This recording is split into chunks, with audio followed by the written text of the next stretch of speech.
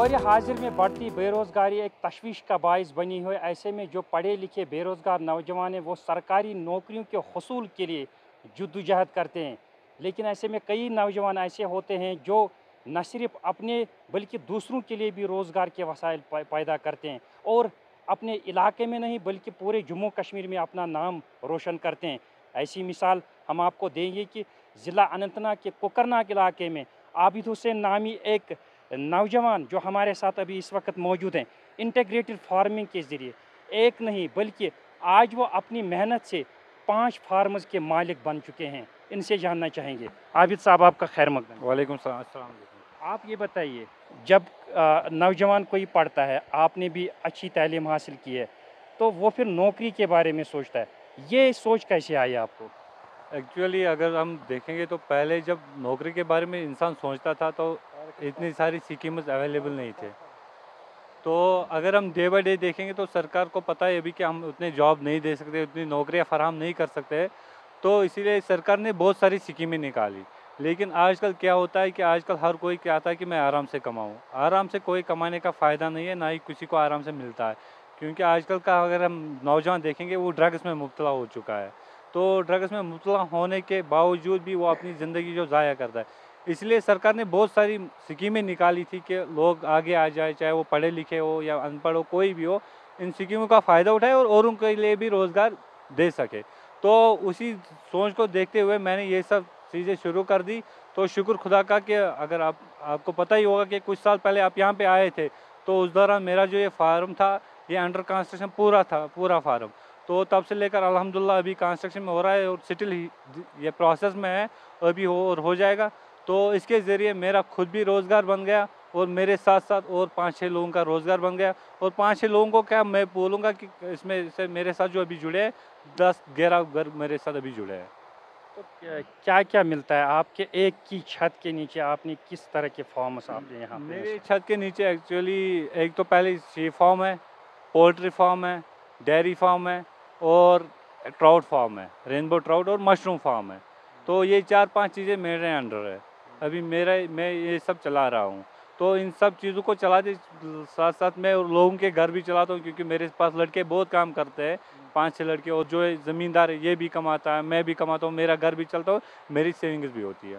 तो शुरू कब से की है आपने और कहाँ से की है? शुरू मैंने 2019 से किया था शी फार्म से।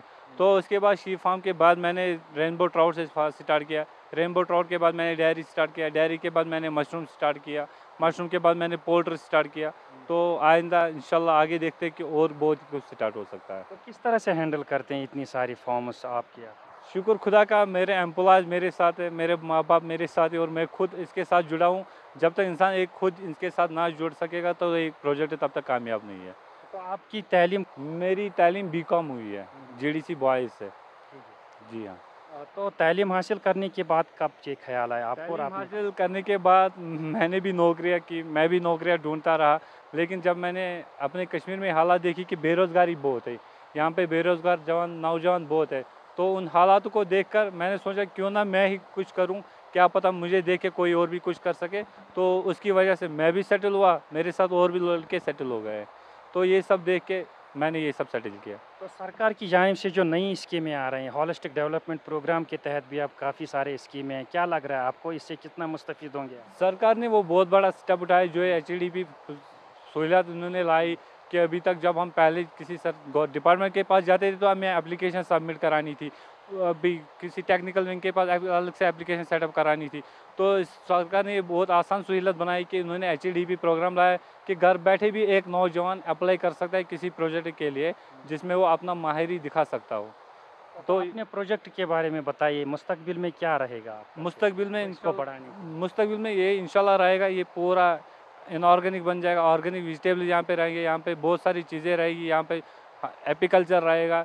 ये बढ़ाने के लिए मेरे पास बहुत सारे प्रोजेक्ट है जो मैं इंशाल्लाह आगे स्टार्ट करने तो वाला हूँ। ये एक खूबसूरत इलाका है, क्या आपको लगता है कि इसमें थोड़ा रिनोवेशन करने की ज़रूरत, इसको का थो दीदा ज़ेब बनाने की कोशिश ताकि जो टूरिस्ट है वो आपके इस फार्म में आके हम विजिट कर सकें। हम उसी काम पे चल रहा है कि हम इसको एक फार्म को गुजरिए, क्योंकि ये जो एरिया ये टूरिस्ट डेस्टिनेशन है। हम नहीं चाहते कि कहीं कहीं कहीं यहाँ पे आम ही लोग आए, जो यहाँ पे टूरिस्ट है वो भी इंशाल्लाह एक दिन यहाँ पे विजिट ज़रूर कर लेंगे, इसका लुत्फ़अंदोज़ उठाएंगे। लास्ट में मैसेज बताइए नौजवान। लास्ट में मैसेज मेरी यही है कि आप अपनी हिम्मत ना हारिए, अपने आप को इस काबिल बनाए कि आप औरों के भी काम आए और अपने आप के लिए भी काम आए। शुक्रिया। Thank you. तो ये थे हमारे साथ फर्स्ट इंटीग्रेटेड फार्मिंग के मालिक आबिद हुसैन।